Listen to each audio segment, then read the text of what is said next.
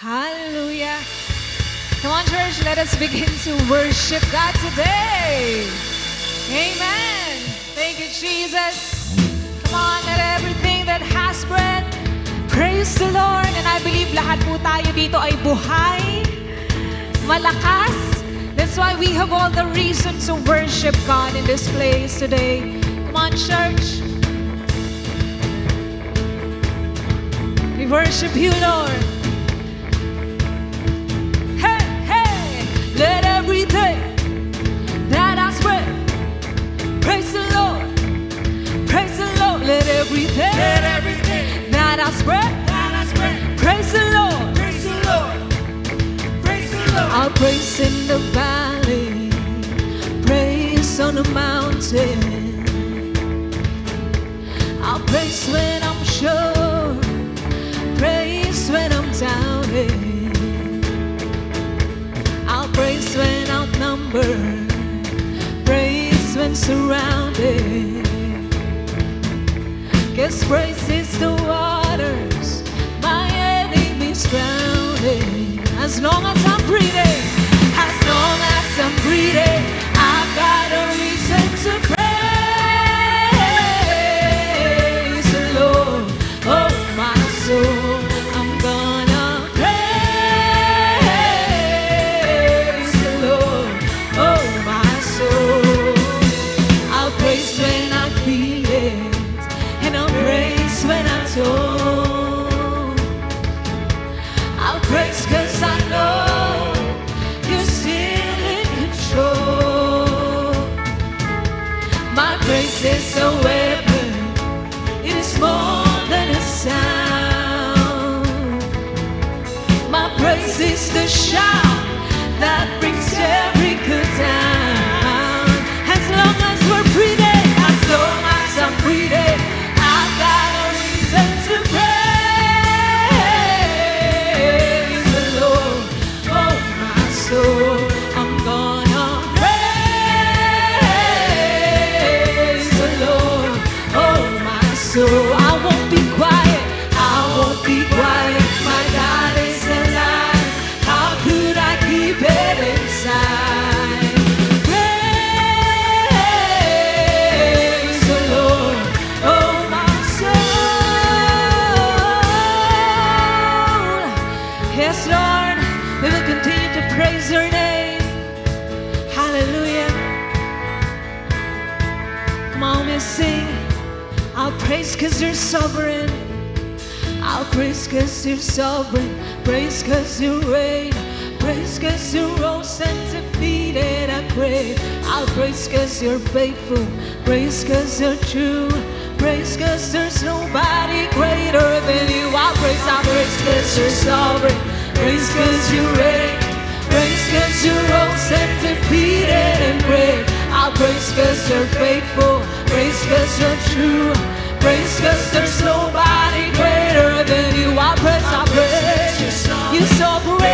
Yes, you reign. Defeated a grave. I'll praise 'cause you're faithful. Praise 'cause you're true. Praise 'cause there's nobody greater than you. Come on. Praise the Lord. Oh, my soul. Come on, praise, praise. Praise the Lord. Oh, my soul. Just praise Him.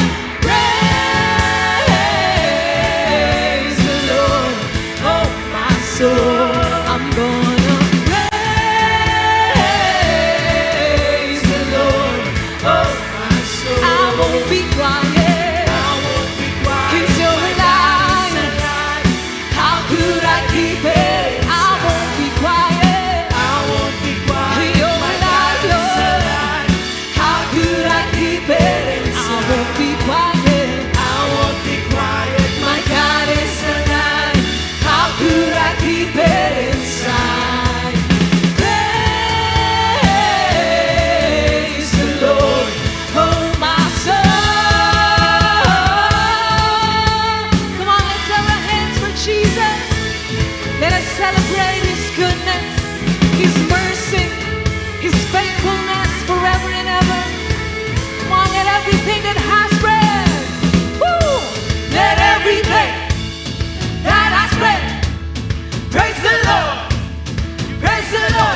every day and every day that I spread.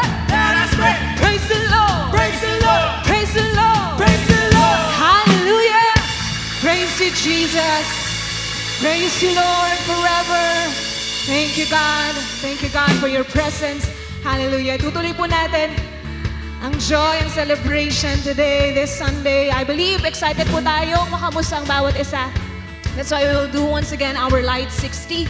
Ikot po tayo para magkamustahan. Amen. Come on, let's now begin.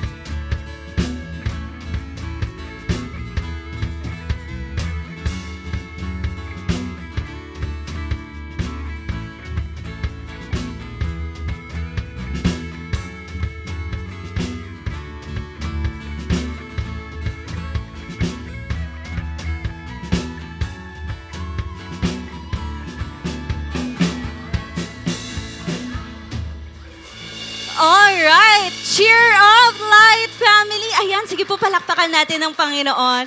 Amen. Isang mapagpalang linggo po sa bawat isa. You know what po? It was always been great to celebrate with you all. And dahil dyan, makakaupo na po tayong lahat. Thank you so much, Light Family. You know what po? It is truly a blessed day dahil bagaman maulan ang panahon, look at everywhere, andito pa rin yung katabi mo. We are still here together, geared up to worship and celebrate the goodness and faithfulness of our Lord in and out of season. Amen po. Amen. Thank you so much, Life Family. And with that, to keep us posted with the latest updates sa loob ng ating simbahan, let us now move on to our Light News. First up, ayan, para po sa lahat ng ating mga parents and guardians, ayan, tuloy-tuloy pa rin po ang ating Light Kids Church Services. Ayan, palakpakan po natin si Lord. Amen. It will still run simultaneously po with our 10:30 a.m. and 4 p.m. services. Kaya naman po, to all of our parents and guardians, please do not miss this opportunity to bring the kids to church and let them experience the joy of knowing the Lord from a young age. Amen. And take note po, this services ay para sa lahat ng ating mga kids ages from 7 to 12 years old. Once again, a great clap offering for our God. Amen. Up next, ayan, for those naman po na nasa proseso ng ating life start and restart, be excited and be prepared for our Light Retreat Batch 44. Ayun, palakpakan po natin si Lord. Well, but before that, take note po that our Light Retreat preparation will happen on August 24, Sabado po ito. At susunod na po dyan ang ating mismong Light Retreat, which will be happening on August 30. Friday po ito, 6 p.m. to 9 p.m. And also, August 31, Saturday, 7 a.m. to 9 p.m. Both of these events po ay magaganap dito sa loob ng ating simbahan. And heads up for all of our network leaders and mentors na merong mga delegates na ipapadala sa ating retreat. Ayan, pwede na po kayong kumuha ng registration form sa ating ushering table right after the celebration. And that's a wrap for our Light News. For more details and inquiries concerning the aforementioned events, please do not hesitate to contact your mentor and your network leader. Thank you so much, Light Family. It is indeed a great honor to celebrate with you today. And as we dive into the presence of God today, let us all prepare our hearts and elevate our expectations as we move on to the next topic of our series this month entitled Sovereign. Wow! Kaya naman po, with that, sit back, expect, and be blessed. Amen, amen po. Happy Sunday po, Light Family. Sige po, batiin naman po natin yung katabi natin ng Blessed Sunday. Amen. Sige po, once again po, pwede po bang palakpakan natin si Lord? Amen. And now, Light Family, let me introduce myself po. Ako po si Coach Wally Cunanan from Kletos Network po, and I am a college student po, SK Kagawad po, and also po a missionary at Light Bataan 2 and Light Angeles.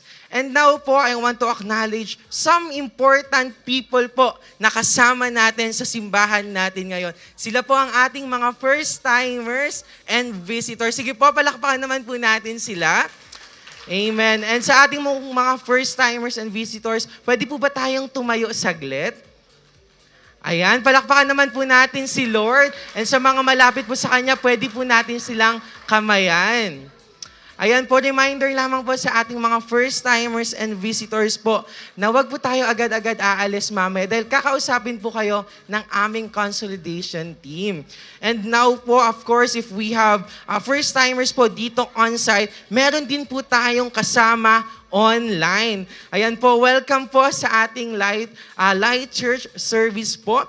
And know po na masaya po kami nakasama kayo and sana po talagang magkasama-sama po tayo next week po. Physically po, para naman po magkakilanlan po tayo physically. Because po, if we keep on showing up, we keep on growing up. Again po, to all our first-timers and visitors, welcome po sa Light Family at masaya po kami na makasama kayo. And now po, I know, excited po at intention po ng bawat isa sa atin na talagang matuto sa second part ng ating new series. But before that po, mamotivate nawa po tayo nitong kakilala ko kung ano pa ang magiging intention natin ngayong araw at kung ano ba ang tunay na pagbibigay. Basahin po natin ang 2 Samuel 24:24. Sabi po dito, "But the king replied to Araunah, 'No, I insist on paying you for it. I will not sacrifice to the Lord my God burnt offerings that cost me nothing.'" So this is about po the response of King David sa offer sa kanya ni Araunah. Nung ayaw niya pong pabayaran sa threshing floor po na bibilhin niya, and yung mga kakailanganin niya pang iba para po sa pag-aalay ng burnt offering para sa Diyos. The context po is, si King David po ay nagkasala talaga. And naapektuhan po talaga yung buong bansa. And alam po ni King David na siya ang nagkasala and that offering to God has to cost him something. Bakit? Dahil iyon daw po ang tunay na ibig sabihin ng offering na ito. So si David po talagang desidido po siya, intention niya po na talagang bayaran niya to at hindi po siya pumayag na makuha po ito ng libre. And dahil po intention niya po 'yun, na talagang magbigay siya sa Diyos, na talagang magkokos po sa kanya. And sa ating panahon po ngayon, hindi na po tayo nag-aalay ng burnt offerings. Tama po ba? Amen. Bakit po? Kasi po ginawa na po ni Jesus ang sacrifice na talagang naglinis po sa atin at nagligtas sa atin. Pero po, dito po sa prinsipyong pinakita po ni King David, may makukuha po talaga tayo dito pagdating sa pagbibigay. Na offering to God has to cost us something for it to be a pleasing offering. Nawa po makuha natin yung principle na ito, na whenever we worship, pray, and lalo na po when we give our tithes and offerings, yung binigay po natin ay something na may halaga po talaga sa atin. At hindi po yung nagtatapon lang tayo ng sobra at ng hindi kailangan.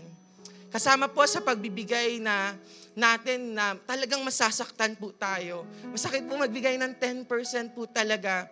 Kasi po, maybe estudyante ka, worker ka, or breadwinner ka sa pamilya natin, or sa pamilya nyo po, mahirap po talaga magbigay.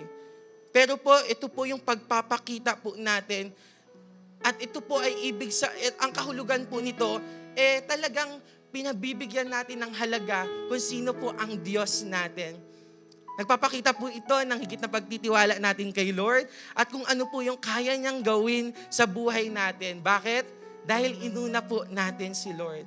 Today po, as we give to our God, nawa po yung pagbibigay natin ay hindi klase ng offering daw po na walang halaga sa atin, kundi something precious na may kasamang faith sa ating Diyos na siyang bahala sa lahat ng pangangailangan natin. No, that's why Light Church, I encourage you all po na let's give intentionally po and sacrificially. And I want to share po my testimony po. Mabilis lang po. Sa panganay po sa aming 5 magkakapatid, college student, no? Disciple maker po, talagang ginagamit ng Lord sa Bataan and sa Angeles. Alam niyo po, mahirap po talaga din siya pagsabay-sabayin and hindi ganun ka-stable po financially sa school, ganyan. Pero po, talagang binigay ko yung trust ko kay Lord at nanatiling faithful po. Indeed po, God is sovereign po. Alam niya po kung ano yung pangangailangan natin at siya po yung aabot sa mga yon po in His will and time. And in terms po, spiritually and sa discipleship po, no, talagang patuloy pong ginagamit tayo ng Lord and talagang pinapalago din po. And yes, it will consume po my time, maglalaan ng effort, no, talagang minsan talagang maglalabas ka din ng pera, pero worth it po. And make assurance po na kasama ko si Lord. Indeed po, pag inunan natin si Lord, hindi niya po tayo ihuhuli. Ayan po, sige po, as we ready our tithes and offering po, mananalangin po tayo. Hallelujah, Lord. Salamat, Lord, sa araw na binigay niyo sa amin. Thank you, Lord God, sa buhay, Panginoon, ng mga anak mong to, Panginoon. Dalangin namin, Lord, kalakip, Lord God, ng mga tithes namin, offerings namin, yung desires, Lord God, ng puso ng bawat isa. Kayo, Lord, yung kumatagpo nun, umabot nun, Panginoon, sa iyong time and will pa rin, Panginoon. And Lord, i-ready nyo pa, Lord God, yung puso ng bawat isa sa pag-aaralan namin ngayong araw. Maraming salamat, Lord. We love you, Lord. In Jesus' name, amen. Ayan po, may mga ushers po tayo sa paligid natin. Pwede na po tayong magbigay.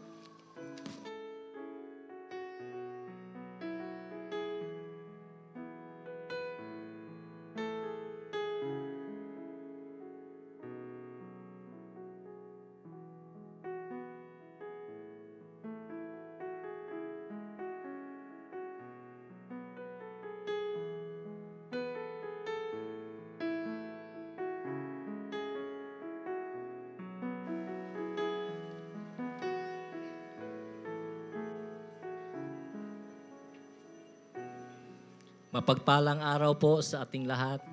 Ako po si Saldi Cansancio. Narito po ako upang mag-testify kung paano ko po naranasan ang kabutihan ng Panginoong Diyos sa pamamagitan ng Light Retreat. Sino ba ang isang Saldi nung hindi ko pa nakilala ang Panginoong Diyos na sinasamba natin? Dati po, tuwing linggo, laman po ako ng sabungan, inuman, beer house, at gumagamit din po ako ng ipinagbabawal na droga. Masaya sa panlabas, pero may kulang. Hanggang isang araw, na-invite po ako ng pinsan ko dito sa Light Church. At sa kagustuhan ko ng magbagong buhay, sumama po ako sa pag-attend dito sa Light Church. Nakausap ko po si Tatay Mel.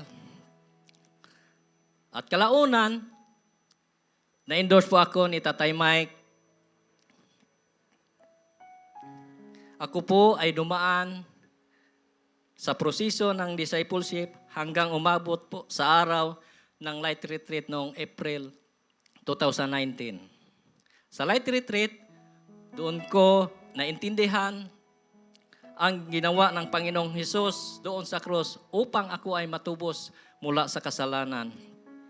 Naunawaan ko ang kahalagaan ng buhay kung bakit tayo nandito sa mundong ito. Pinagsisihan ko ang lahat ng aking mga kasalanan. Iniwan ko po ang lahat ng klase ng bisyo. Kung dati, tuwing umaga, manok ang aking hawak, ngayon ay Biblia na para magdebosyon. Kung dati, tuwing linggo, ako ay nasa sabungan, ngayon ay nasa simbahan na. Kung dati, droga ang aking ginagamit, ngayon ay sa Diyos na nagpapagamit.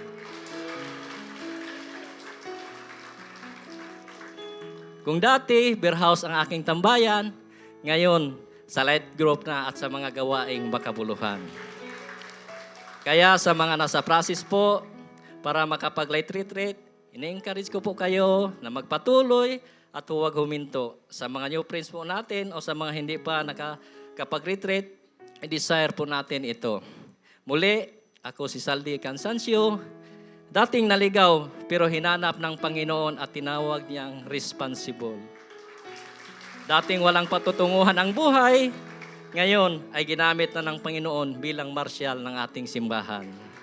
Lahat po ng ito ay dahil lamang sa kabutihan ng Panginoon. All glory belongs to God.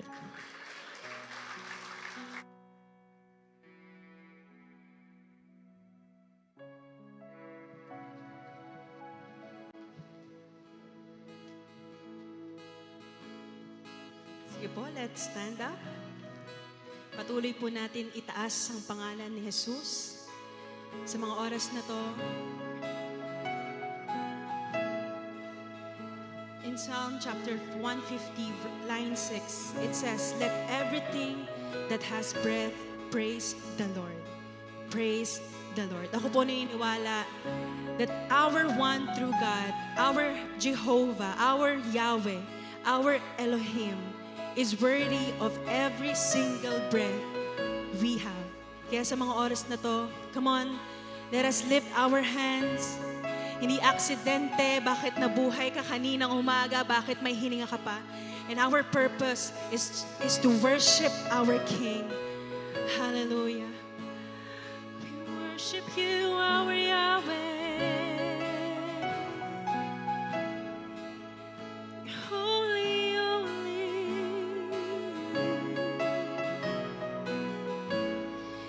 Worthy of all praise.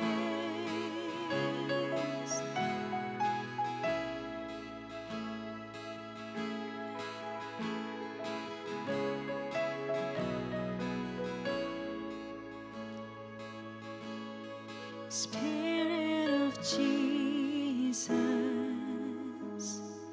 living within us, never to fail or forsake, unending promise, heaven inside us, whispers the sound of your name. Holy, holy is the Lord, worthy to be praised. Yahweh.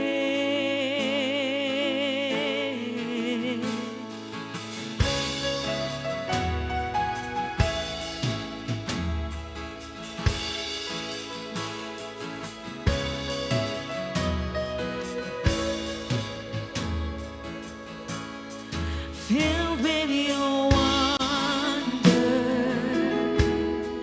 here I surrender. Held in your mystery of grace, calling me closer, breaking this desire, coming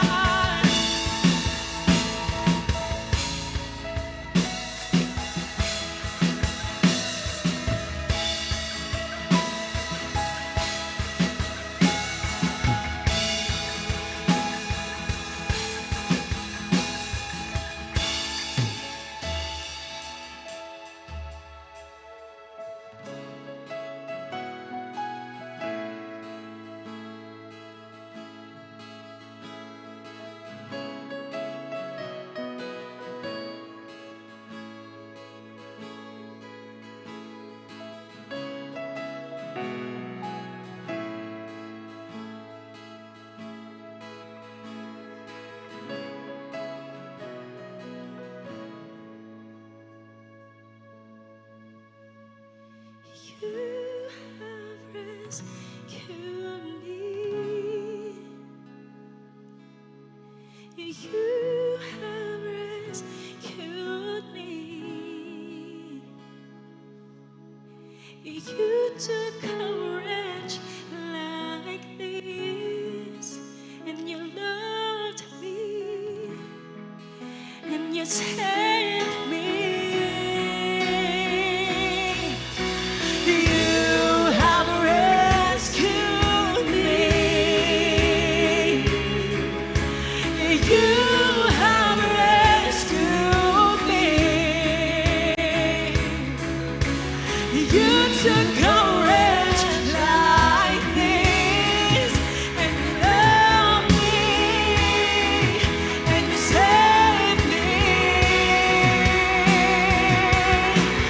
You have rescued me, Jesus.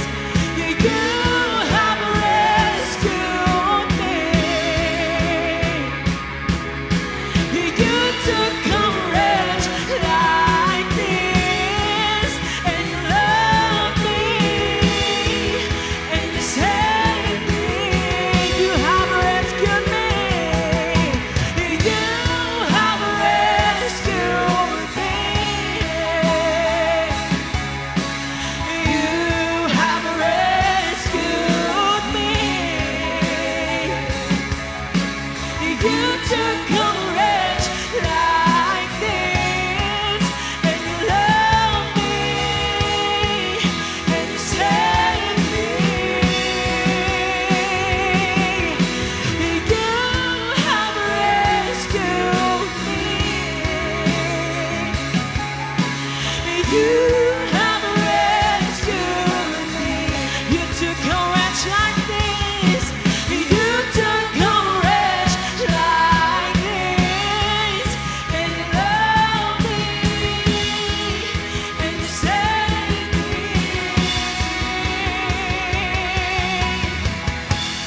You have the dominion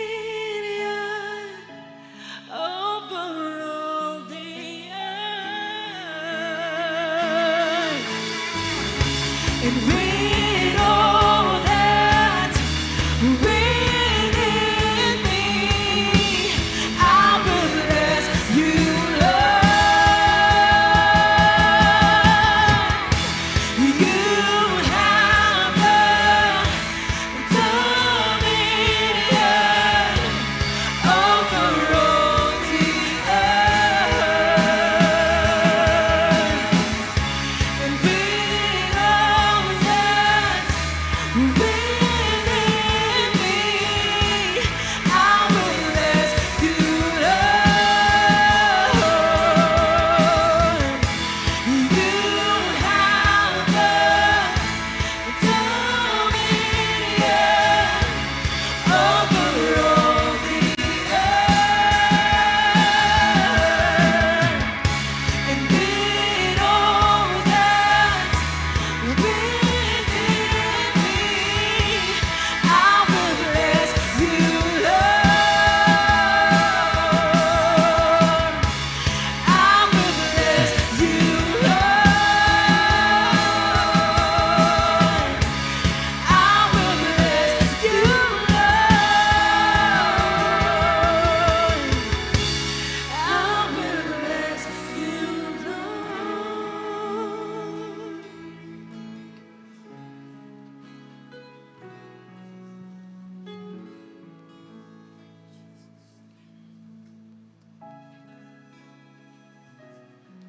Reading from Exodus chapter 3 verse 1.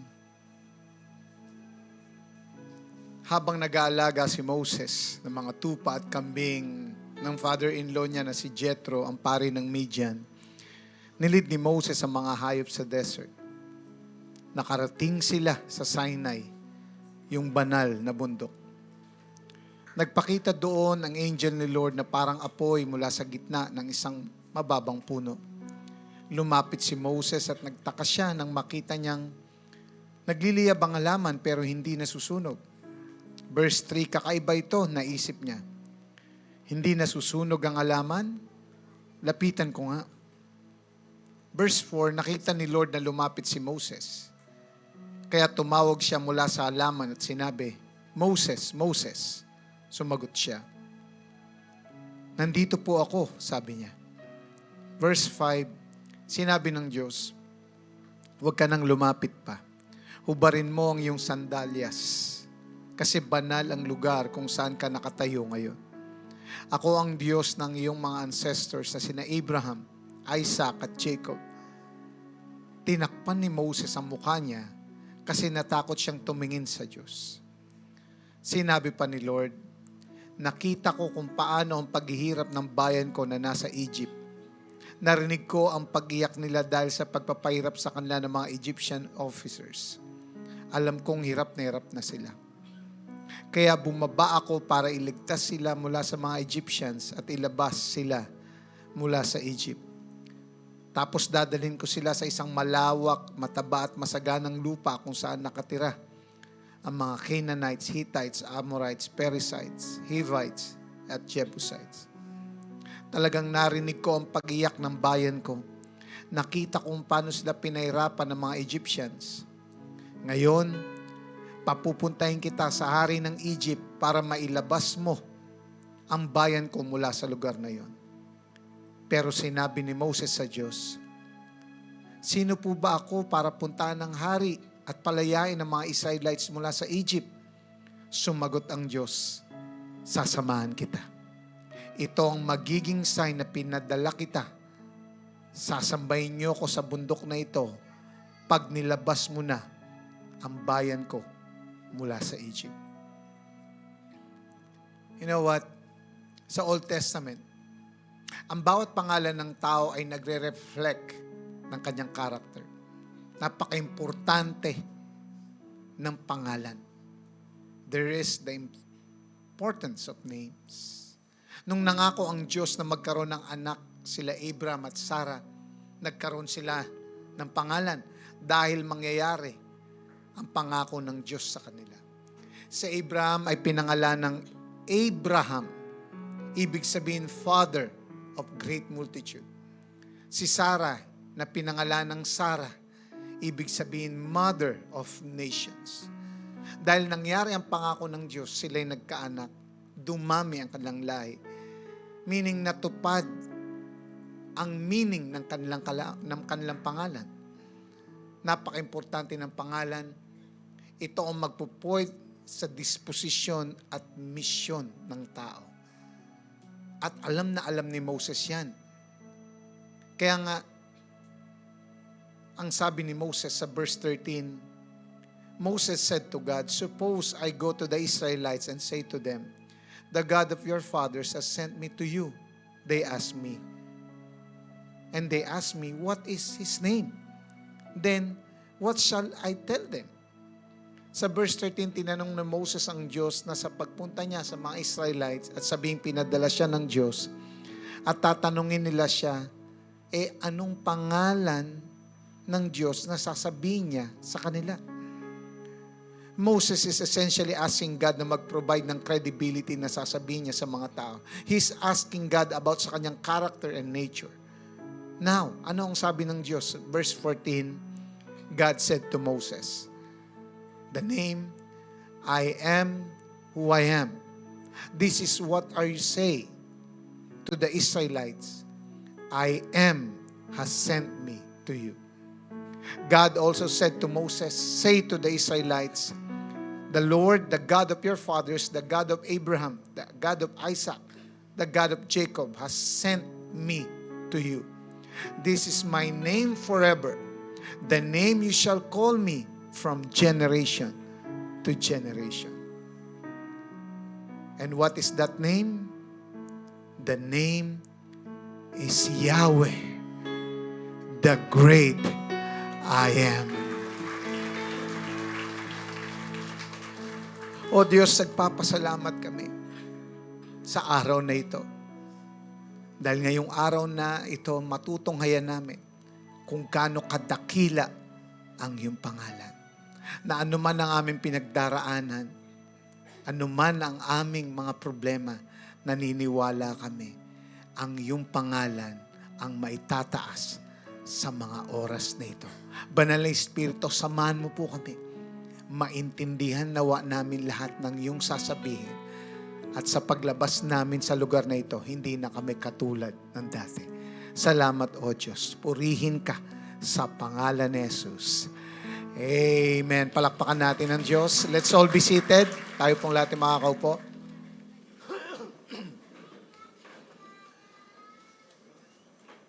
Pag-usapan natin, Yahweh, the great I am. So first, what is the meaning of the name Yahweh? You know what? Ano man ang intention ni Moses sa kanyang hypothetical question na ito, sinagot siya ng Diyos ang kanyang question seriously regarding about His name. Verse 14, the name I am who I am. I am has sent me to you. Ano ba ang ibig sabihin nun? Ano ba ang ibig sabihin ng I am who I am? The phrase ay consist ng 3 salita in Hebrew. Una yung haya na ginamit 2 beses. Ibig sabihin to be, na na-sandwich between them. At yung isang word is ashar, a participle of relation that can be translated that, who, depending sa context. So since itong 2 verbs na ito ay nasa Hebrew imperfect tense, pwede mo siyang i-translate. It's either, number 1, I am who I am. Ibig sabihin, He who is the self-existent one. Or, I will be who I will be. Ibig sabihin, He who will continue to be present with His people. So ito yung name na nireveal ng Diyos sa kanyang sarili, o ito yung name kung saan nireveal ng Diyos sa kanyang sarili na nagbibigay ng insight unang-una kay Moses at dun nga sa Israelites. Ito nga yung pangalang Yahweh. Now, I am who I am or I am, bakit naging Yahweh? Well, ang ancient Hebrew language kung saan naisulat ang Old Testament ay talagang wala talagang vowels o patinig. When we say vowels, patinig, a, e, i, o, u. So sa kanilang alpabeto, dun sa ancient Hebrew language, puro consonants lang. Kaya in written form, ang ancient Hebrew noon ay puro katinig lang, puro consonants only language. So ang original na pagkasulat, okay, ng I am who I am, ay YHWH. So, yung tetragrammaton, ayan, ibig sabihin, the 4 letters, ayan, Yod, Hey, Vav, Hey. So, I think sa kanila, nung unang panahon, kapag binibigkas nila, walang problema. Sa atin, bigkasin natin yan. Paano mo bibigkasin yan? Uy. Intindihan natin? Kasi, sa atin kasi, hirap tayong magpigkas ng walang vowels. Para kasing acronym lang, pero hindi yan acronym. So, to help us, sa modern spelling, naglagay sila ng vowels para i-assist lang tayo sa pronunciation. Kaya nga yung WHW o WHWY, okay, ay bibigkasin as Yahweh. Yahweh. Sabihin nga, Yahweh. At ang Latin equivalents naman ng Hebrew letters ay JHVH, kung saan nakuha yung Jehovah. Okay? So yan ngayon ang ginagamit from Latin, yan ngayon ang English Jehovah. So ang Jehovah at Yahweh, English at Hebrew pronunciation para sa pangalan ng Diyos. However, mas ginagamit natin yung name na Yahweh instead of Jehovah dahil technically mas accurate ito saan? Sa Hebrew language.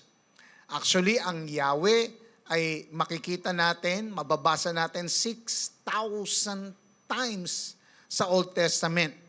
Ang name na ito ay mostly ginagamit na pangalan ng Diyos. At sa Genesis, makikita tayo mahigit 160 times na ginamit sa Genesis, madalas sa voice ng narrator.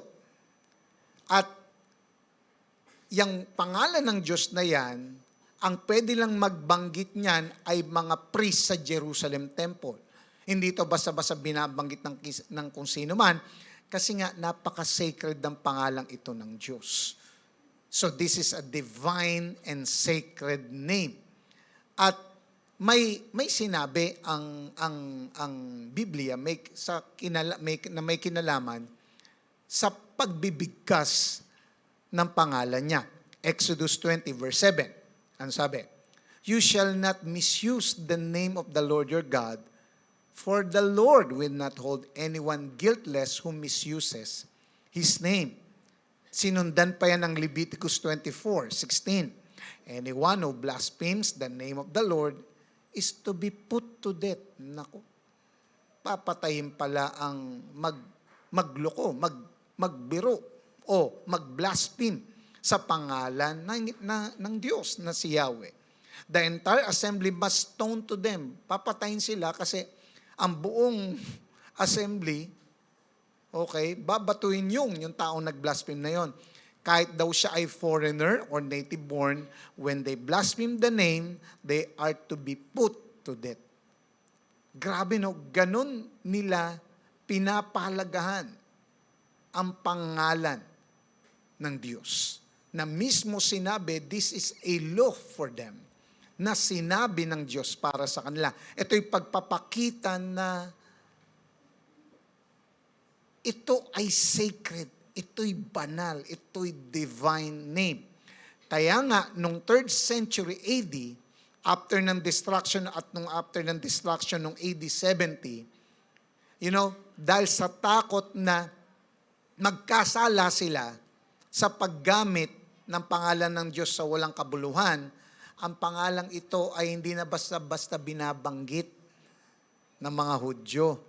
Instead, kapag binasa nilang scripture na malakas, they substituted YHWH with the word Adonai, na ibig sabihin, Lord. At kahit sa Septuagint, when we say Septuagint, the Greek translation of Old Testament, sinubstitute ng mga translators ay yung Greek word na kurios, ibig sabihin din ay Lord, para maingatan sila sa pagmi-misuse ng name. So, naintindihan natin. So, the name Yahweh actually ay ang first mention ng word o name na Yahweh ay makikita natin sa Genesis chapter 2 verse 4. This is the account of the heavens and the earth when they were created, when the Lord God, yung original Hebrew translation is Yahweh, made the earth and the heavens. So, dyan ginamit una yung name na Yahweh sa Genesis chapter 2 verse 4, pero dito lang talaga sa Exodus chapter 3, ni-reveal ng Diyos ang kanyang sarili as Yahweh. So, what is all about that name? Well, the name Yahweh ay nagre-describe at nagre-refer sa kanyang self-existence. I am who I am. Ito ay reflection ng kanyang pagiging Diyos. So the name Yahweh means sovereign. Sabihin nga, sovereign.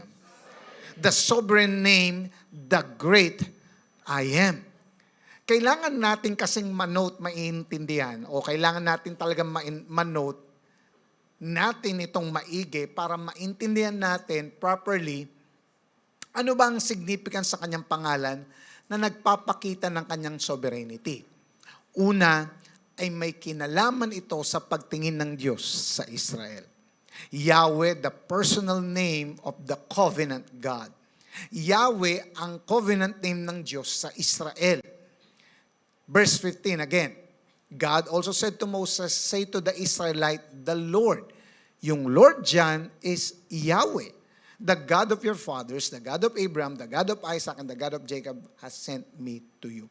So dito nagsalita ang Diyos kay Moses na siya ang Diyos ng mga patriarchs.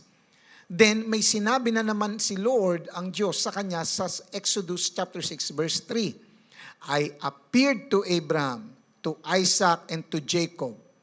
So ano ibig sabihin ng I appeared? Ganun ba? Hindi. Nagpakita siya kay Abraham, kay Isaac, at kay Jacob bilang God Almighty. The Hebrew original words is El Shaddai. But, sabi dito, but my name, the Lord, Yahweh, I didn't make myself fully known to them. So, anong pinapakita dito? This is a declaration, drives us na, oo, kilala ng mga patriarch si Yahweh na nag-manifest sa kanila bilang Almighty God, eternal and faithful, pero hindi pa nila totally na-experience ang full impact ng kanyang pangalang Yahweh. Meaning, hindi pa nila ganun naranasan ng pangalang Yahweh na ibig sabihin, the absolute being working with unbounded freedom in the performance of His promises. Na para sa mga Israelites, before sa panahon ni Moses, ang fulfillment ng pangako ng Diyos ay hindi pa nila naabot. At ang karakter ng Diyos sa kanila ay medyo malabo, medyo foggy pa sa panahon na yon. Pero dito nga, sa panahon ni Moises, sa Book of Exodus, titindi ang kanilang pagkakilala sa Diyos. Dahil makakaranas sila ng deliverance, miracles, na pangako ng Diyos sa kanila through Abraham. That the name Yahweh is a personal na may covenant sa kanila, na maglilid yon sa establishment ng kanilang bansang Israel. So, ang idea ng name is what? Is to encourage ang mga Israelites na hindi sila kailanman kinakalimutan ng Diyos. Because Yahweh is always with them, na kanilang covenant God. So lumalabas sa context ng passage is what? Na ang revelation ng name na Yahweh ay hindi merely na sobrang lalim na theological truth na hindi man nila maaarok, kundi isang panawagan na mag-respond si Moses at ang buong Israel in faith sa Diyos. That Yahweh is the promised name of God. Siya ang ultimate covenant keeper na never nagbali ng pangako. Na pag sinabi niya, gagawin niya. Yahweh is sovereign. Palakpakan natin ng Diyos. Amen. Pangalawa, ang tetragrammaton, yung mga 4 letters, YHWH, ay based sa Hebrew word na may kinalaman sa being. Na ibig sabihin that Yahweh, He will be what He will be, or He is the one who is. Ito'y pagpapakita ng self-existence at self-sufficiency ng Diyos. That Yahweh, the name that is self-existent, self-sufficient, eternal God. Ano ibig sabihin ito? Wala siyang beginning, ibig sabihin, walang sagot sa tanong na sino ang gumawa ng Diyos o sino ang gumawa sa Diyos. Maybe tanong mo yan nung bata ka pa, makapangyarihan ang Diyos. Pero sino ang gumawa sa Diyos? Kahit ilang beses mong tanungin yan, kahit kani-kanino pa, hindi yan masasagot because nobody made God. Amen. God simply is and always was. Ibig sabihin, wala siyang beginning and of course, wala siyang end. Amen. Yahweh will never end because He is the absolute reality. Walang reality before Him or outside of Him unless will niya or gawin niya. Siya lang ang eternal, only Yahweh. And Yahweh is constant. Hindi siya nagbabago. Yang katabi mo, tingnan mo. Dati ang payat lang yan. Ngayon, ang laki na ng pinagbago. Wala akong negative na sinabi. Ang sabi ko, ang laki ng pinagbago. Nagbabago ang tao. Amen? Ang tao, minsan nagbabago, depende kung ano ang uso. Amen? Kung may bagong fashion, pambira, kung ito yung suot ngayon, ito na rin, itong uso ngayon na rin ang suot niya. Amen? Kung gusto nila, yung buhok, parang may palong, yun din ang gagawin niya. Basta depende sa uso, yun ang gagayahin. Kung may usong philosophies, tulad ng woke ideology o postmodernism, ay bigla na lang kukunin kahit bago niya lang natutunan. Kasi nga, uso. Kung may bagong theology rin na naririnig sa mga blasphemous na preachers na si Yahweh, eventual God, darkness at evil, naku, agad paniniwalaan at magbabago na ng faith. Sabihin mo nga sa katabi mo, huwag kang ganon. So lumalabas kung ang tao ang bilis magbago, well, ang Diyos hindi nagbabago. Yahweh is the same yesterday, today, and forever. Ano pa? Hindi niya kailangan mag-improve. Why? Dahil kailanman hindi naman siya magde-deteriorate. Amen? Siya ay siya. Siya ang absolute standard ng katotohanan, kabutihan at kaayusan. At wala na ibang reference ng lahat ng ito, kundi siya lang. Siya ang standard kung ano ang tama at ano ang maganda. At gagawin ni Yahweh kung ano ang maibigan niya. Sovereign. At lahat ng gagawin niya, I tell you, lahat yun laging nasa tama. According sa kanyang kabanalan, maganda at laging accordance sa katotohanan. At hindi niya, listen, tingnan mo yung katabi mo, parang kailangan ng counseling yan. Tingnan mo nga. But, si God, hindi niya kailangan ng counsel. Ano ba ang magandang gawin ko sa mga tao sa tingin niyo? Hindi siya ganun.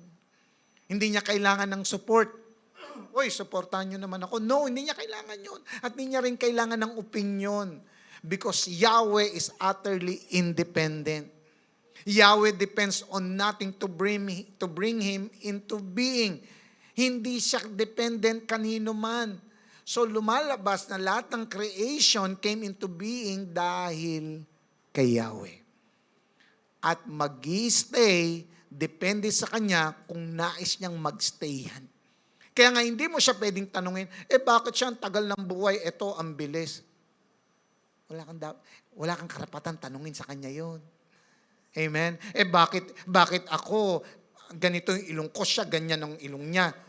Wala kang karapatan tanungin sa Diyos yun. Amen? Bakit siya kulot, ako panot, wala kang karapatan tanungin yun sa Diyos. Amen. Wala tayong karapatang questionin ng Diyos kung yan ang ilong mo, yan ang labi mo, yan ang kulay mo, yan ang height mo. Wala kang karapatang tanungin ng Diyos. Why? He is sovereign. Oh, may tanong ka pa. Hindi ka nga nagtanong kung bakit ka nabuhay. Natanong mo ba yon? Nung pinanganak ka, nung lumabas ka, sino po na nanay mo? Yung habang lumalabas ka, Nay, ba't mo ako pinanganak? Hindi ka naman nagtanong eh. Nandiyan ka na lang, bigla ka na lang lumaki, ay, ako na pala ito. Hindi ka nagtanong. Ibig sabihin, kung ano man ang nais ng Diyos sa'yo, wala kang dapat itanong. Just accept why He is sovereign. Palakpakan natin si Lord, amen? So lumalabas that everything depends totally on God. Lahat ay dependent sa Kanya for existence. Tayo ay may buhay, tayo ay may hininga dahil sa Kanya. Yahweh is sovereign. So ano nakita natin dito? Ito'y pagpapakita lang na actually, God has no need of us. Ang sabi, taas ang kamay ng mga lalaki. Yung mga totoong lalaki. Yan, thank you Lord. Okay? Ang sabi, kulang daw ang mga lalaki daw, kulang daw ang ating tadyang. Okay? Na kailangan daw nating hanapin yon. At yun daw yung ating mapapangasawa. Kaya kapag napakasalan na natin ang ating asawa, nahanap na natin ang ating nawawalang tadyang. Kaya di ba, yun ang sabi, nung kay Adan, kinuha sa kanyang tadyang at finorm at naging si Eva. Kaya nga nung nakita niya si Eva, wow, man! At simula noon, ang pangalan na ng babae ay, yun, doon nakuha.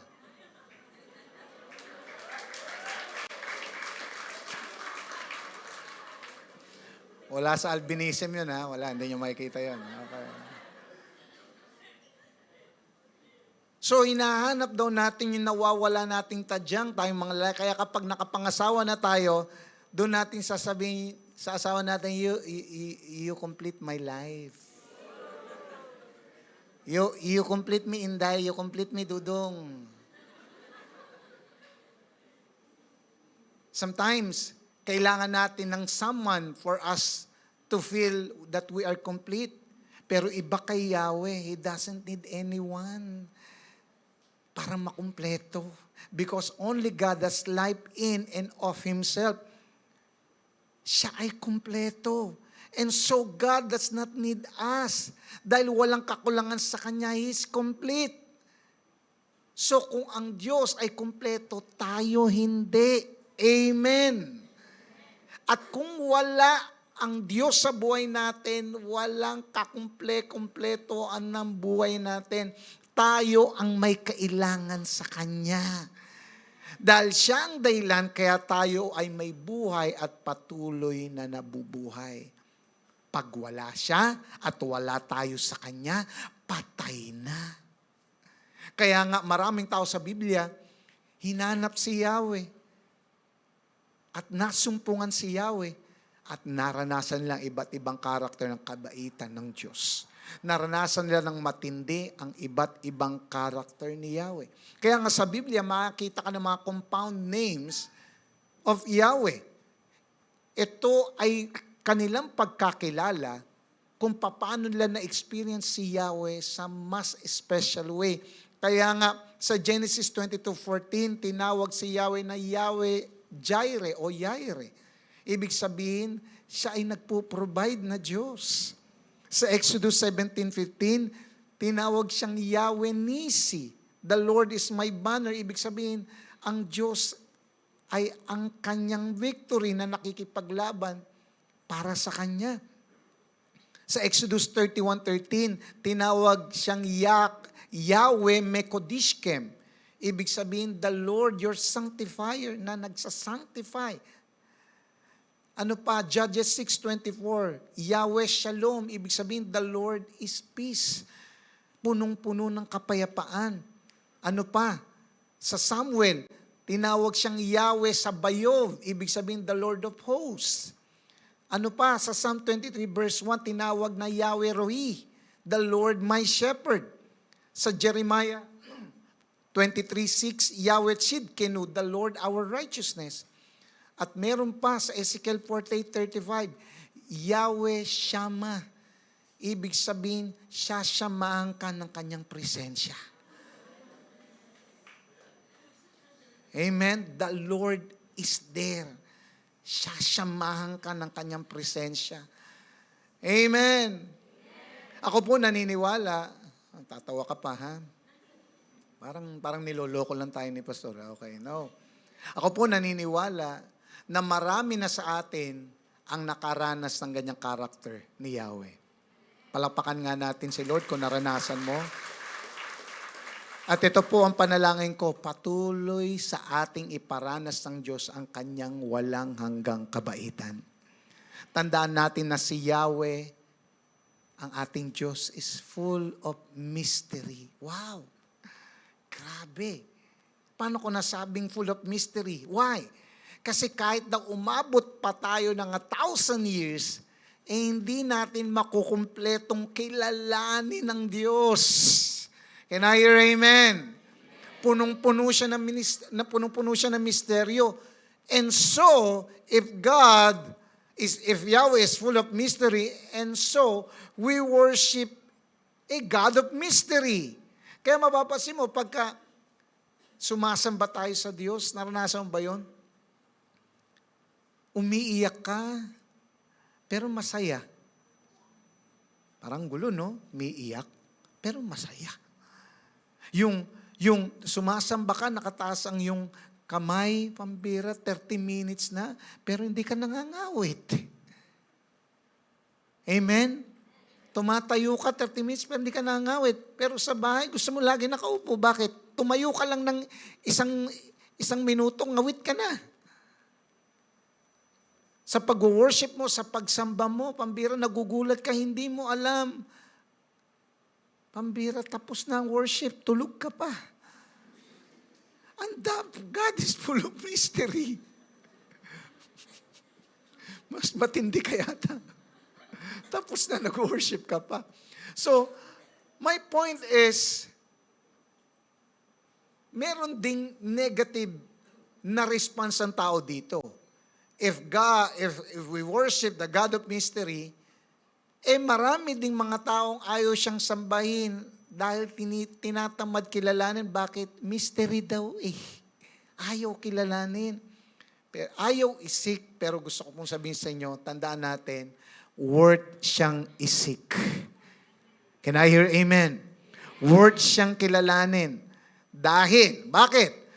Ang mga nakakaranas o nakaranas ng kanyang karakter, yung kanina, yung compound names ni Yahweh, nararanasan yun ng mga taong nagsisik sa Kanya. Kung gusto mong maranasan yung karakter ni Yahweh, kailangan siyang isik. Kaya nga, ang buhay Kristiyano ay habang buhay na pagsisik at pagsusumiksik sa Diyos. And that's our daily goal. Ang maranasan, ang complexities, ang iba't ibang compound names of Yahweh.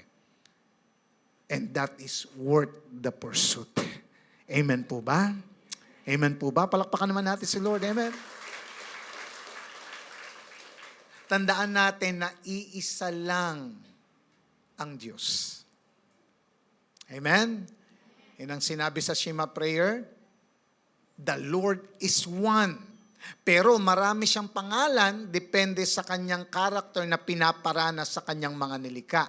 Makikita tayo ng almost 1,000 different names sa Bible. Pero isa sa mga pangalang ito ang nag-stand alone pagdating sa kanyang redeeming acts sa history. And that name is Yahweh. Sa kanyang pag-redeem at pagbibigay ng kanyang personal name, lumalabas na siya ay relational God. Taas ang kamay ng mag-asawa dito. Taas ang kamay. Tama ba? Thank you. Tama ba? Bago mo yan na pangasawa, kinilala mo muna yung kanyang pangalan. Amen. Baka may asawa kayo, hanggang ngayon hindi nyo pa alam ang pangalan, ha? So, unang tinatanong mo, ano yung pangalan?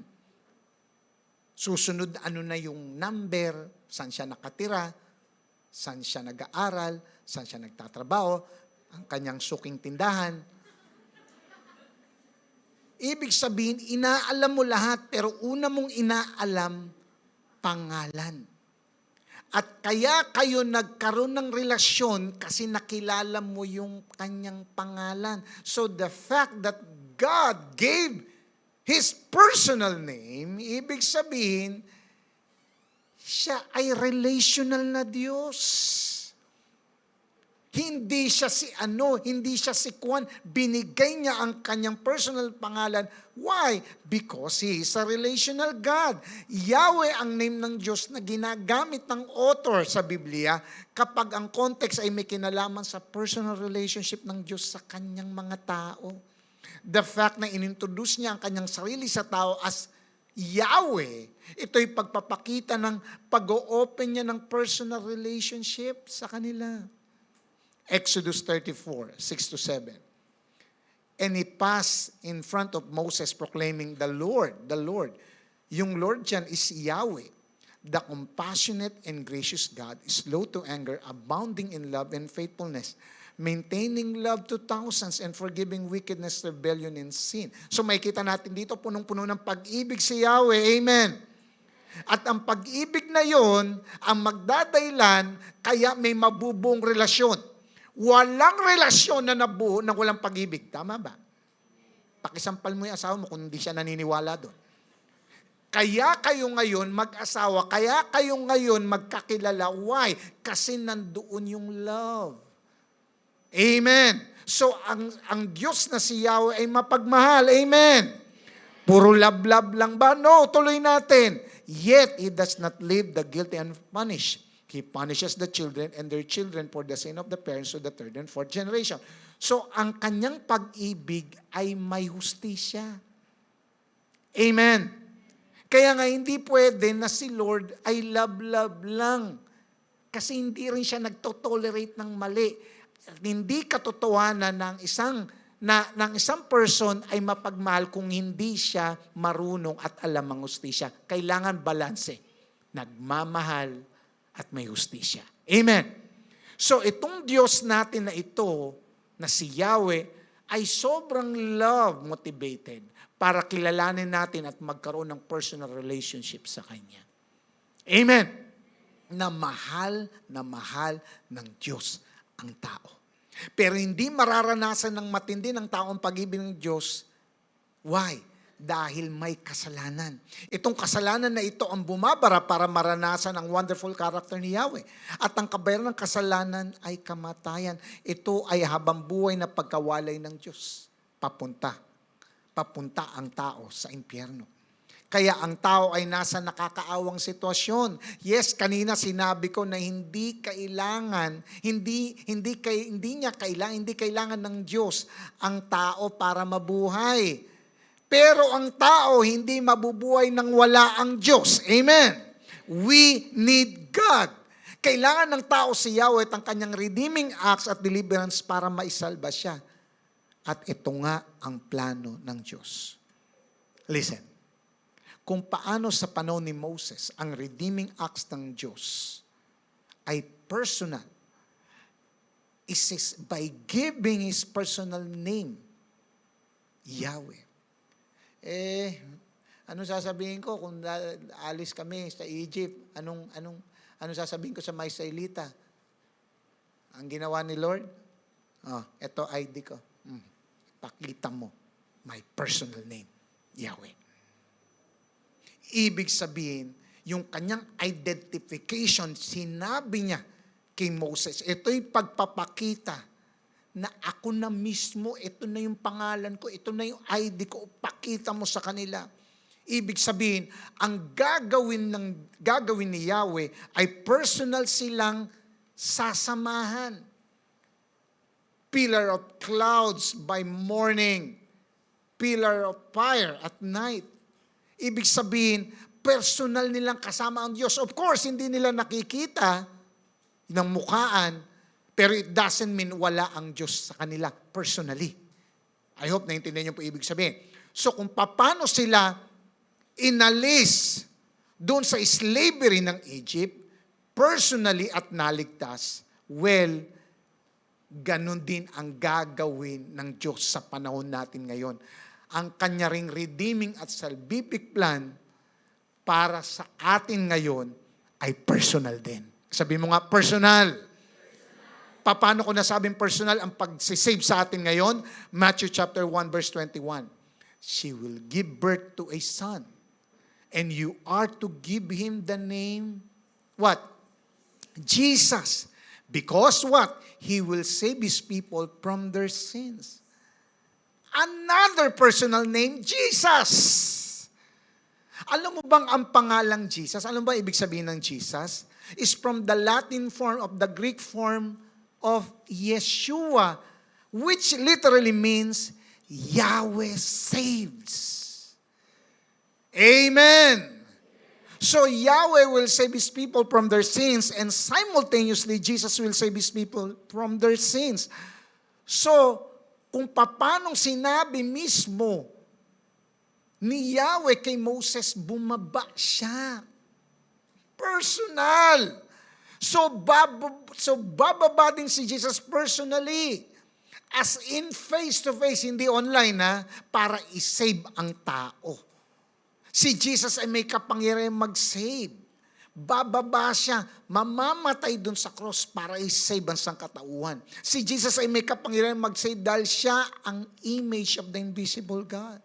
Colossians 1:15, the Son is the image of the invisible Son. So, invisible God. So, meron siya kapangyarihan mag-save. So, lumalabas sa si Jesus is the personal God in the flesh.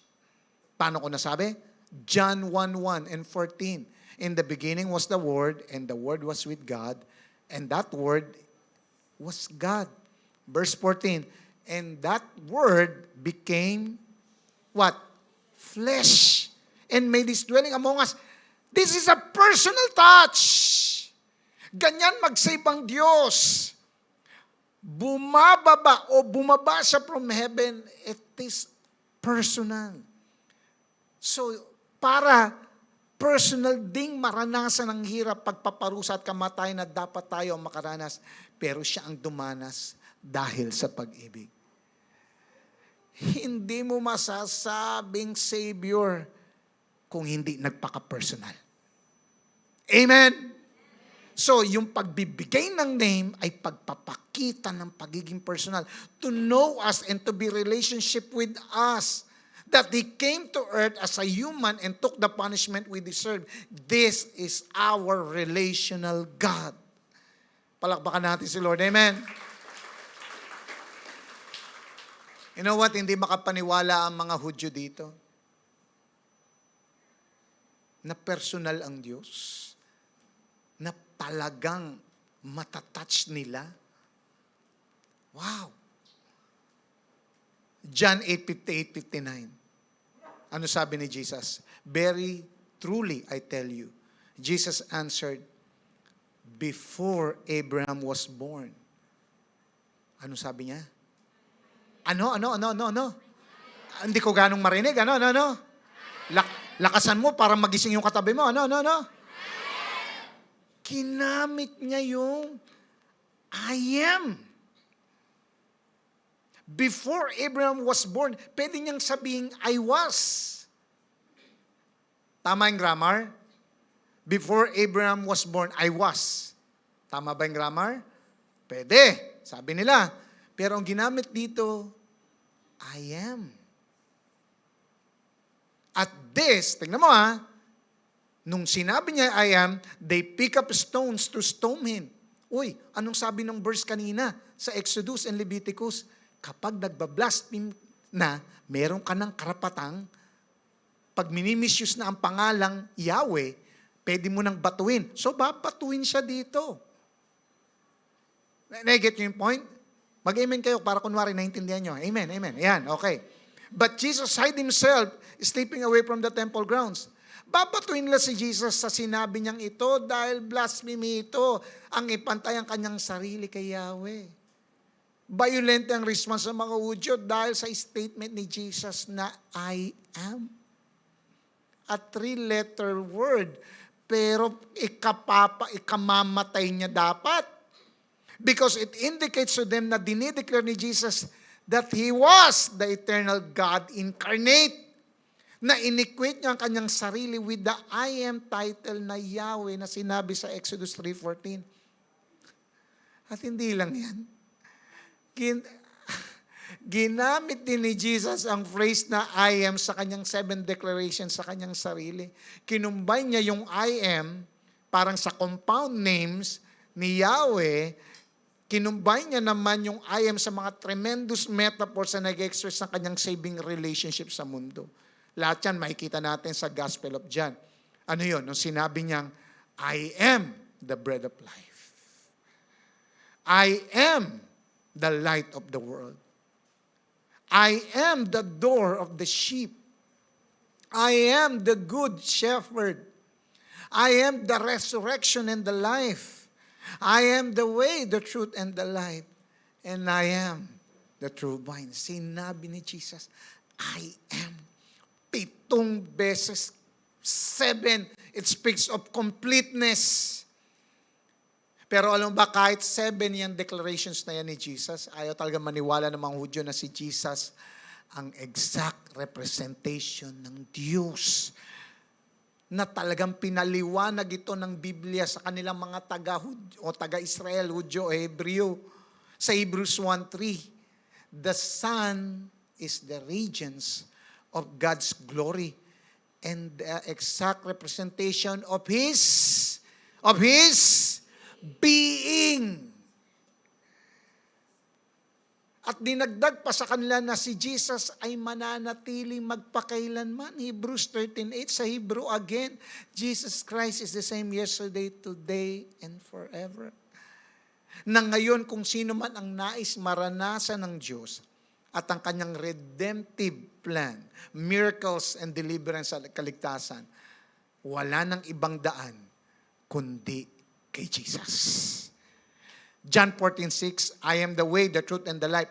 No one comes to the Father. Walang makakapunta sa Diyos except sa Kanya. Gusto mong maranasan ng Diyos, dadaan ka muna kay Jesus. So lahat ng tatanggapin si Jesus sa buhay at mamumuhay si Jesus sa kanilang mga buhay, mararanasan ng personal name at touch ng kapangyarihan ni Great I Am. Hindi lang ngayon, hanggang sa susunod pang panahon. Palakpakan natin si Lord. Amen. Sino dito maraming natutunan? And so, for our application, balikan natin ang context ng Exodus 3. Bakit ba binigay ng Diyos ang kanyang personal name na Yahweh in the first place? Bakit nga ba? Bakit hindi doon sa Genesis? Pero bakit dito sa Exodus? Bakit sa panahon na ito? Listen, clearly sa revelation na ito kay Moses sa pinag-aralan natin ngayon, ang intensyon ng Diyos, kaya binigay niya yon sa panahon na ito, ay para, at binabasa natin ngayon, ay para makilala natin siya. Ngayon, okay? From then and there to here and now, para makilala natin siya. That He is the great I am, the one who is, the one who will always be. Tignan mo yung hugot sa verse 7. Bakit niya binigay ang kanyang personal name? Why? Verse 7. The Lord said, I have indeed seen the misery of my people in Egypt. I have heard them crying out because of their slave drivers. And I am concerned about their suffering. My question, are you suffering now? Then cry out to Jesus, and you will be heard by the great I am. Tandaan mo kung paano nakita ng Diyos ang paghihirap ng mga tao niya noon. Tandaan mo, nakikita din ni Lord ang paghihirap mo. Naririnig din ni Lord ang mga hikbi nila noon. At ngayon, naririnig din niya ang mga hikbi mo ngayon. Ang pag-iyak mo. Hindi ko alam kung anong sufferings o anong klaseng sufferings ang pinagdadaanan mo ngayon. Pero ito lang ang alam ko. Iiyak mo lang kay Jesus. May magagawa pa ba tayo pag dumadaan sa sufferings? Sa halip na talikuran, sa halip na i-deny, iiyak mo lang kay Jesus. Kung paano noon ang mga Israelita sa kanilang suffering, umiyak sila kay Lord. Nagsumbong kay Lord.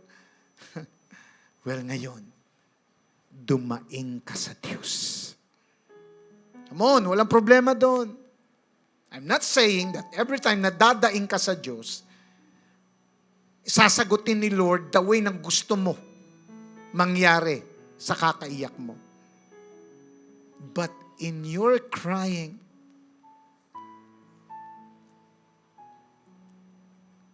naririnig yan at nakikita yan ng Diyos. Who knows? Pagbigyan ka niya. Who knows?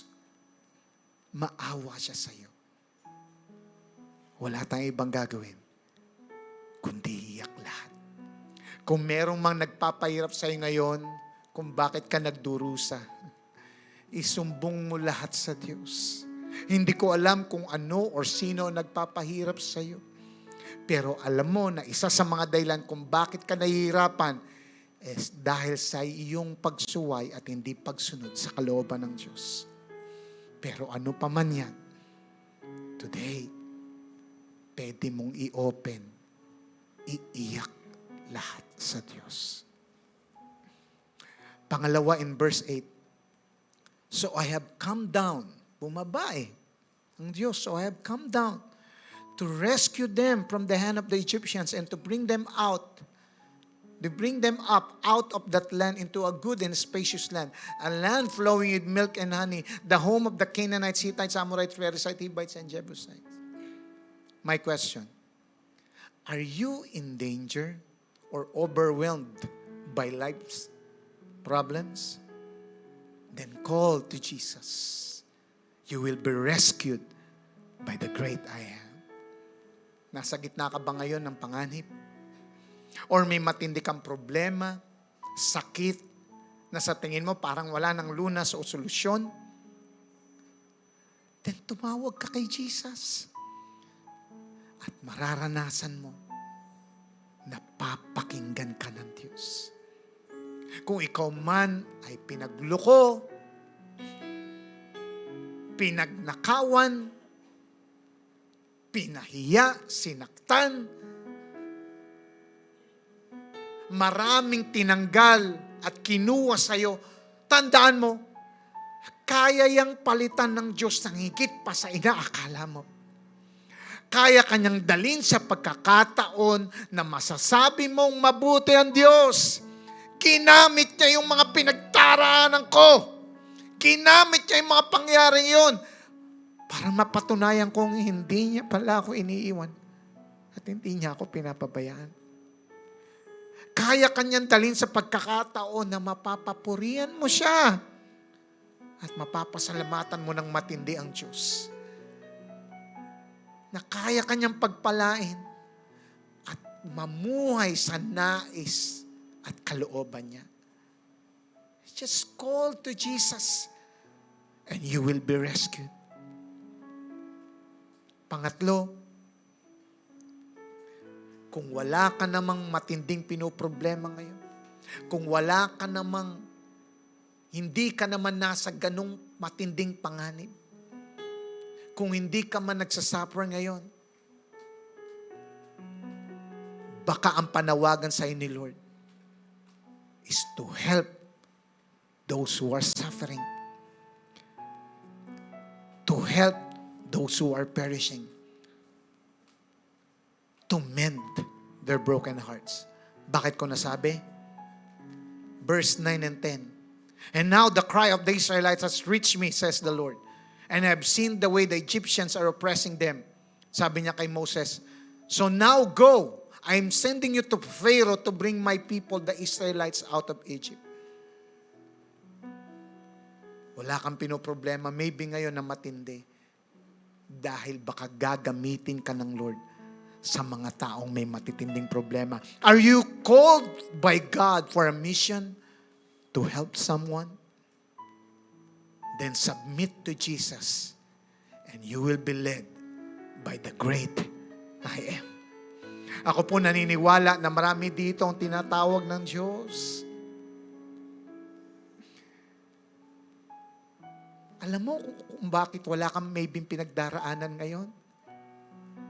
Kasi para tignan mo yung mga taong may pinagdaraanan.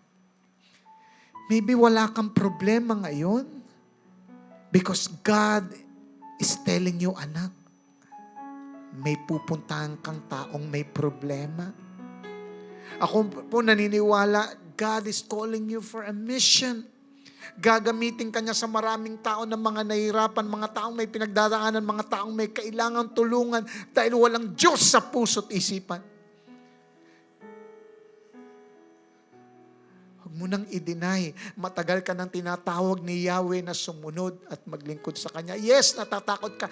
Yes, hindi mo alam kung anong mangyayari. Yes, hindi mo alam kung ano na mangyayari sa buhay mo.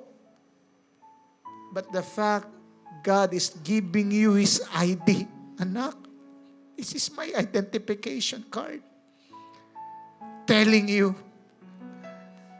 kapag sumunod ka sa akin, sagot na kita. Sumunod ka at maglingkod ka sa akin. Ang mahalaga, magkaroon ka ng willingness, mag-submit sa calling ng Diyos sa iyong buhay. Huwag mo nang intindihin kung ano pa man. Ang mahalaga, you run towards Him, serving Him. Just submit to the call and God will lead you. Tatayo po tayong lahat. Maaari ba nating ipikit ang ating mga mata? Huwag munang intindihin ang katabi mo or mga alalahanin. Ikaw muna at si Lord ngayon. Just close your eyes. Isa ka ba sa tatlo na kinakausap ng Lord ngayon? Yung una ay yung nagsasuffer, may pinagdaraanan. Yung pangalawa, yung nasa gitna ngayon ng danger at overwhelmed na ng mga matitinding problema. Or baka ikaw, yung tinatawag ng Lord, to be His mouthpiece to these people na may pinagdadaanan with mga matitinding problema. Maybe God is calling you to be the extension of His embrace and hug for those people na nahihirapan at maraming pinagdaraanan. Tandaan mo na sa panalangin natin ngayon, tumatawag tayo sa Diyos na minsang bumaba para iligtas tayo sa tyranny ng kasalanan na nag-oppress sa atin. 2,000 years plus ago, napagtagumpayan na ni Jesus to. Kaya alam ko, isi-save tayong lahat ng Diyos sa anumang oppression na ito at pinagdadaanan natin ngayon.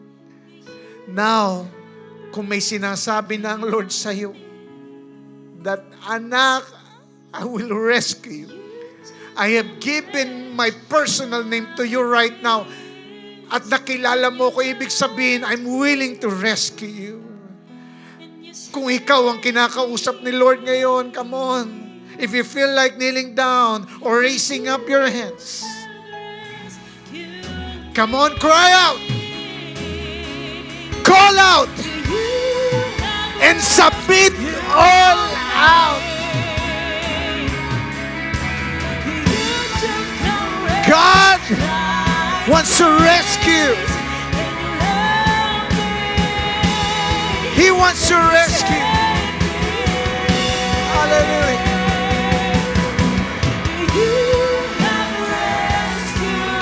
Raise up those hands. I want to be rescued. You tell it to God. Lord, saklolo! Saklolo!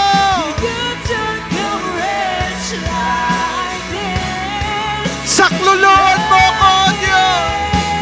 Save me, Lord! Come on! Raise up those voices! Lord, saklolo! Help me!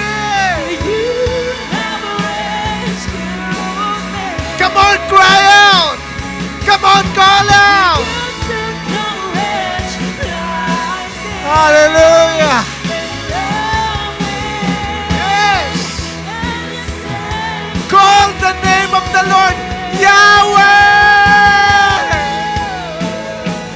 Yahweh!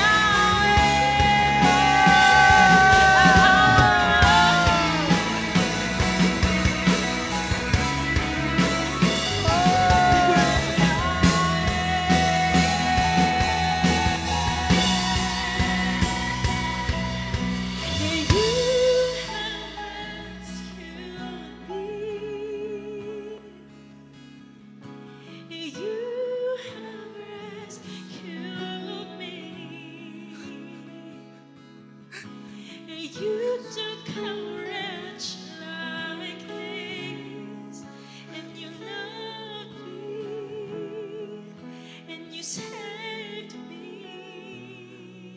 Nagpapakumbaba po kami sa iyo, Diyos. The fact that you have given your personal name, pagpapakita ito, O Diyos, na hindi ka mahirap abutin, na hindi ka matapang na Diyos, na hindi pwedeng kausapin. The fact that you have given your personal name, ito'y pagpapakita sa amin na gusto mo na makilala ka namin at magkaroon kami ng personal relationship sa iyo. Panginoon, patawarin mo kami. Kung inisip namin, kaya naming mamuhay na sa sarili lang namin. Patawarin mo kami. Kung sa pagmamayabang namin, kinalimutan ka namin.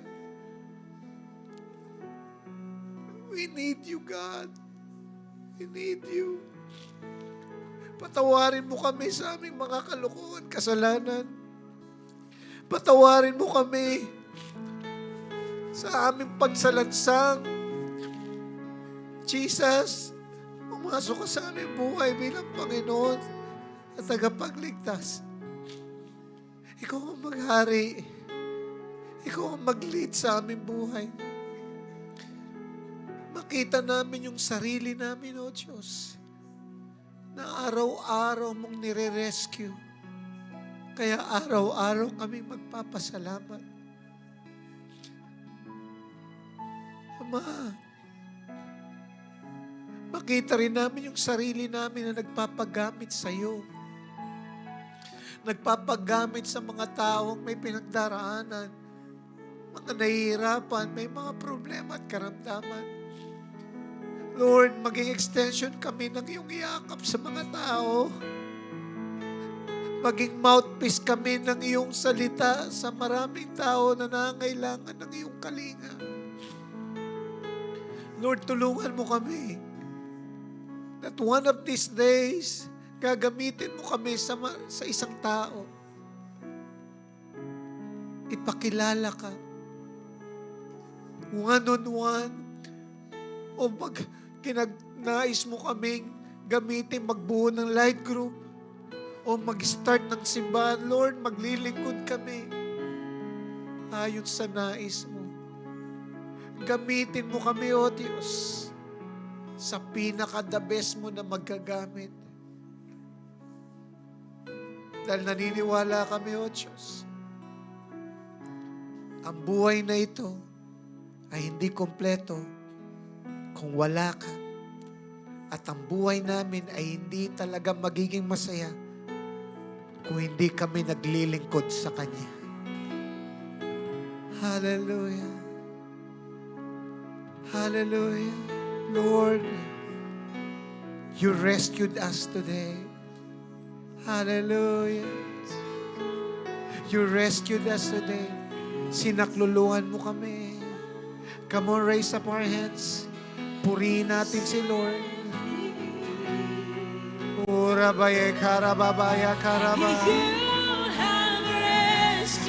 Lahat ng sinakluluhan ni Lord. Raise up those hands. Pasalamatan. Purihin mo siya. For He deserves it. Orabaya karabashaka. Orabaya karabashaka rabayaba.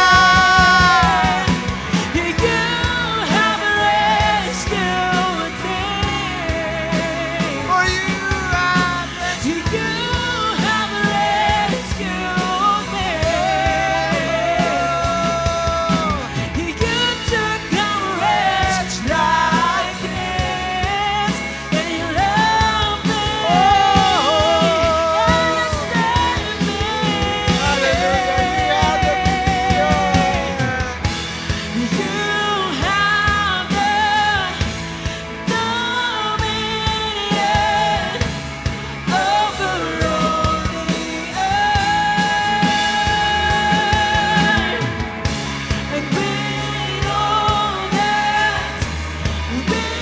Hallelujah. For the last time,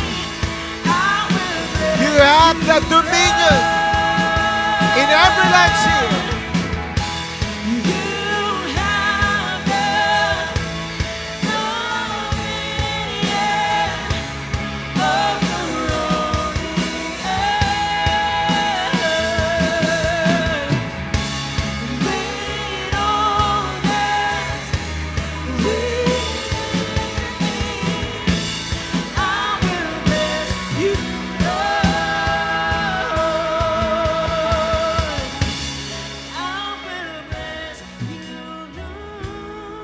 Hallelujah. I will bless you, Lord.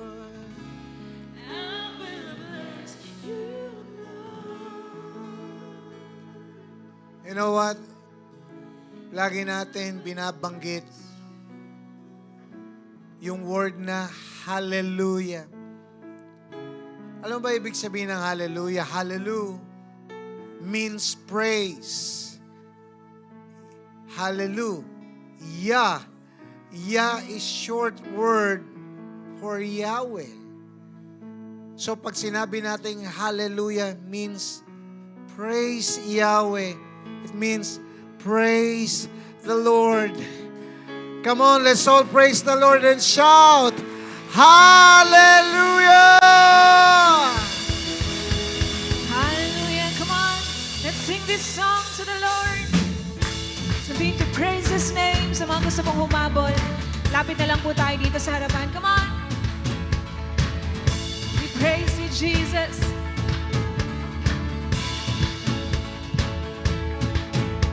I'll praise in the valley, praise on the mountain.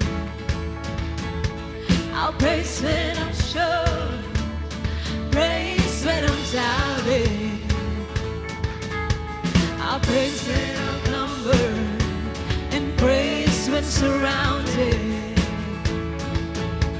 'Cause praise is the waters my enemies drowning. Come on, we sing.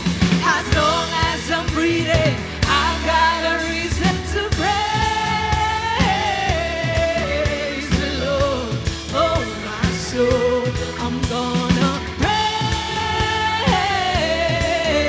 the Lord. Once again, we sing, praise, praise the Lord. Oh, my soul, yes, Jesus. Praise the Lord. Oh, my soul. I won't be quiet. I won't be quiet. My God is alive. How could I keep it? I won't be quiet. I won't be quiet. He's so alive. How could I keep it? I won't be quiet. I won't be quiet. My God is alive. How could I keep it inside? Come on. Praise the Lord. Oh, my soul. Hallelujah. Taas natin ating kamay sa Panginoon. Lord, nagpapasalamat kami kasi napakamakapangyarihan ng iyong pangalan, O Diyos. Lord, sino ba kami para pakitaan mo, O Diyos, ng mga magandang bagay sa kabila ng aming mga kalokohan at kasalanan. Kaya, O Diyos, pupurihin ka namin, sasambahin every day in our lives. We will seek you in your word every day para mas lalo naming ma-experience ang iyong kabaitan, ang iyong pagmamahal sa aming lahat. Lord, sa pangalan ni Jesus, naniniwala kami na marami kang pinalaya, marami kang ni-rescue sa amin. Sa lahat ng mga nagsasuffer at may mga pinagdaraanan, malubhang karamdaman, O Diyos, naniniwala akong may ginawa ka na sa aming buhay. Kaya, O Diyos, patuloy mo ang pagpalain ng bawat isa, ang bawat pamilya, ang bawat mga nag-aaral, nagtatrabaho, nagbi-business. Lord God, sa bawat ministeryo namin, samahan mo kami, maging mabiyaya at maging fruitful po ito. Lord, naniniwala kami, lahat kami dito, gagamitin mo kami, O Diyos, to be the extension ng iyong pagmamahal at salita sa aming mga kamag-anak, sa aming pamilya, sa aming mga kapitbahay, sa mga kaklase, sa mga taong nakapaligid sa amin. Lord, we need to serve you, Lord, sa pamamagitan ng pagsishare ng iyong salita at pagmamahal sa maraming tao. And those people, Lord God, we will invite them next Sunday para makasama namin dito at kasama naming chine-cherish ang bawat butil ng iyong salita na siyang aming kayamanan at kalakasan sa aming buhay. Salamat po, Diyos. Ikaw pong madakila. Ingatan mo kaming lahat sa aming pag-uwi. Receive the blessings from the Lord. The Lord bless you. The Lord keep you. Make His face shine upon you and be gracious to you. The Lord turn His face toward you and give you peace. Sa iyo pong papurit pasalamat, O Diyos. Salamat, Lord God. In Jesus' name, we all pray. Say aloud, Amen. God bless us all. Magkamayan po tayo. See you next Sunday. God bless.